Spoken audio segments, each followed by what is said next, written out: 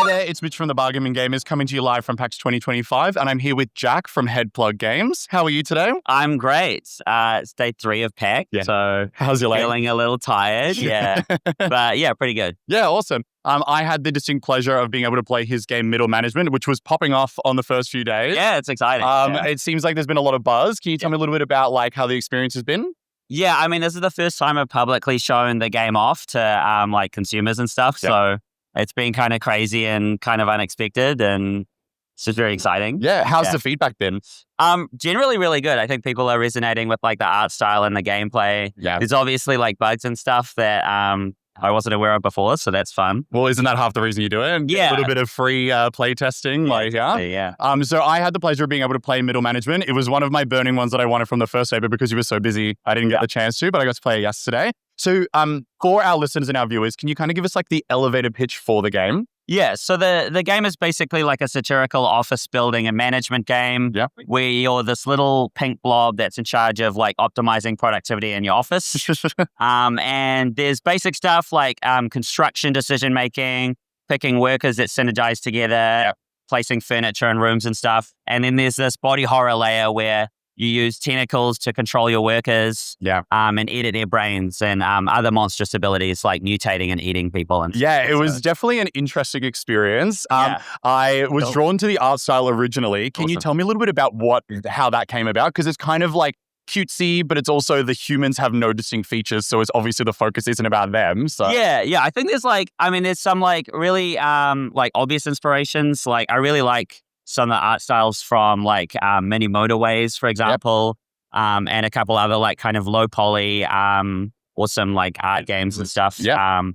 But then there's also like this kind of vibe that I want that's cute and creepy. So I wanted the game to kind of appear cute on the surface, but then have these like unnerving undertones. Yeah. And having these like faceless workers, this cute blob, and then it's kind of doing some fucked up things to people. Yeah, well, it definitely is like very cute on the surface, but there's quite some spooky bits to it. Obviously, there's the work almost till you die kind of aspect, the constantly putting profit over the well-being of the workers. Your lovely girlfriend was telling me that she likes to make sure all of her employees have anxiety as one of their traits, which is a classic office thing. Can you tell me the inspiration? Is this based on you having like a middle management job, or where did this like spark come from?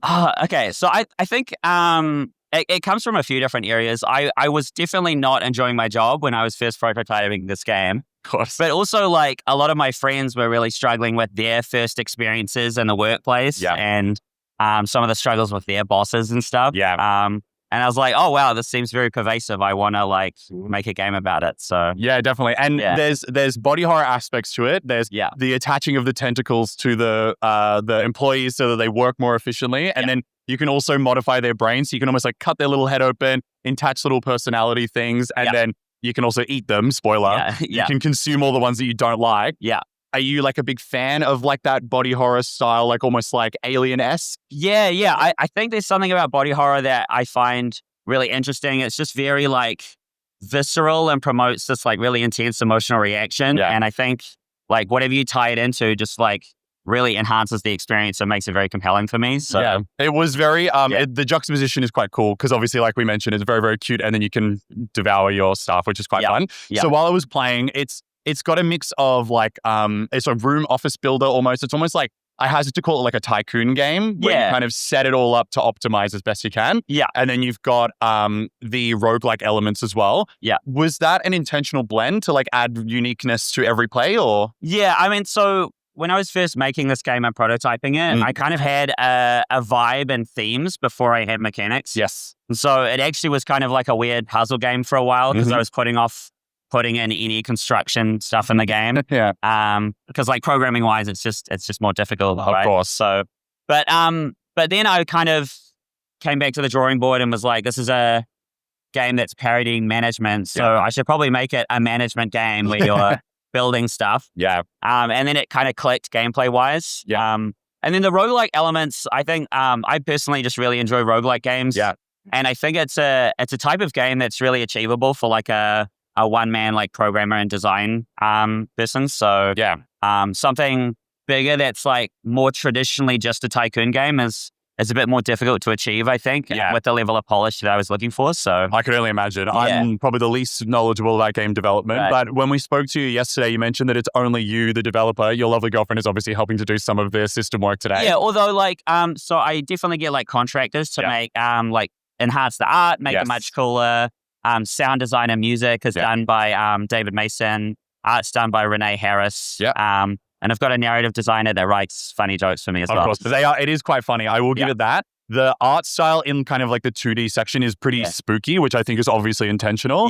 Everyone's a little bit creepy. And then the writing is quite funny. It's very tongue-in-cheek about like office culture. But how do you manage being a lone dev, I guess you could call it? Like, is there like a dev life balance that you have to juggle? Yeah, I mean, I think like one important part is having a lot of like game dev friends that you can like talk to and get advice from and support from. Like we have a really cool community in Christchurch that makes it like so much nicer to do game devs. And it gives you like an opportunity to work with other people on their games too. And you can like just learn a lot from that collaborative process that I wouldn't really have without the communities. Yeah, that's awesome. I can imagine it helps sharpen your skills and kind of round them out a little bit as well. Yeah, for sure. Yeah. And just, you learn way more lessons when you talk to other people. So, yeah, of course. And in terms of the game, have you got like an ideal release window for it? Yeah, so at the moment we're targeting the first quarter of 2027. Awesome. And we want to get the demo out like in the first half of next year. Yeah, that'd be awesome. And in terms of like our listeners and our viewers, is there any particular way that's best to support the game?